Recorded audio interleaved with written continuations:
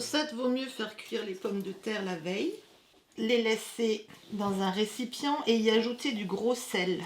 Le gros sel, il fondra pas et il aspirera carrément l'humidité des pommes de terre. Donc là, elles sont bien sèches, elles collent déjà moins aux doigts. On les épluche et on va les réduire en purée. Voilà.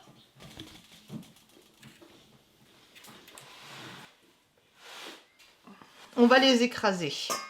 On les écrase bien en purée, sans rajouter quoi que ce soit. En essayant de tout garder dans le cul de poule. Une fois que ça c'est fait, on réserve. Et 1 kg de pommes de terre crues. On va les éplucher et les râper. Alors, attention aux doigts et on râpe. Le reste, je ferai au couteau.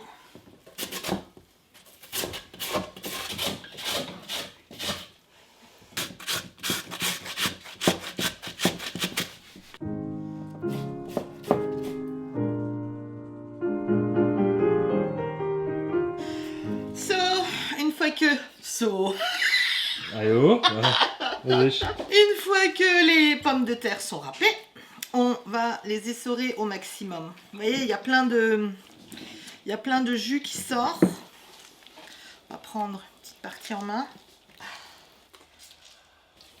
Ouais, il y a beaucoup de jus. Si on en laisse trop, c'est pas grave si on en laisse un peu. Mais si on en laisse trop, même avec la farine, on devra rajouter trop de farine. Ça n'aura pas le goût de la pomme de terre. Et on n'arrivera pas à former les quenelles, quoi. Opération terminée. Jetzt wie alles zusammen ist, on va mélanger. On en profite encore une fois pour écraser au maximum les pommes de terre qu'on avait fait cuire la veille. Bon, moi je mets du sel, mais au pif, quoi. J'ai jamais mesuré, ça fait à peu près 3-4 grammes de sel. C'est pas la peine de trop saler les pommes de terre. Et on évite de... Comme ça, on évite de perdre le goût. On aura le bon goût des patates. Et qu'on pire.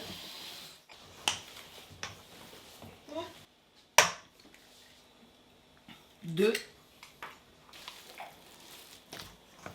Elles sont déjà bien, elles tiennent déjà bien. On va même pas rajouter 200 g de farine. On met 150 g de farine et le reste, on garde pour façonner les quenelles. On mélange à nouveau. Là, j'en rajoute encore un petit peu. Il n'y a aucun risque qu'elles ne tiennent pas à la cuisson.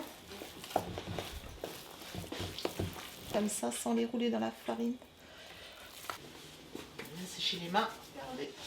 Donc là, on va fabriquer les petites quenelles. La pâte, elle est bonne. Donc je trempe ma main déjà un tout petit peu dans la farine pour faire adhérer. Et là, on va tester si la pâte, elle est bonne. S'il ne se déchire pas. Nickel. Quand on les met dans l'eau bouillante, ils coulent au fond. Et une fois que c'est bon, ils vont remonter tout seuls. Là, on voit que la pâte, elle est bonne parce qu'ils restent agglutinés ensemble. C'est consistant. Et on les laisse cuire. Comme les knips. Et on continue.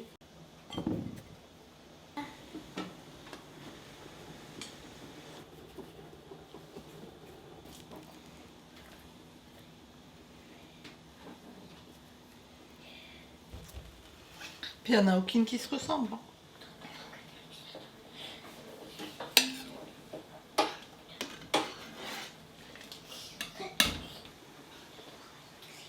Ça se congèle, c'est un plat qui se réchauffe très bien. Pareil, les œufs, c'est les poules du voisin.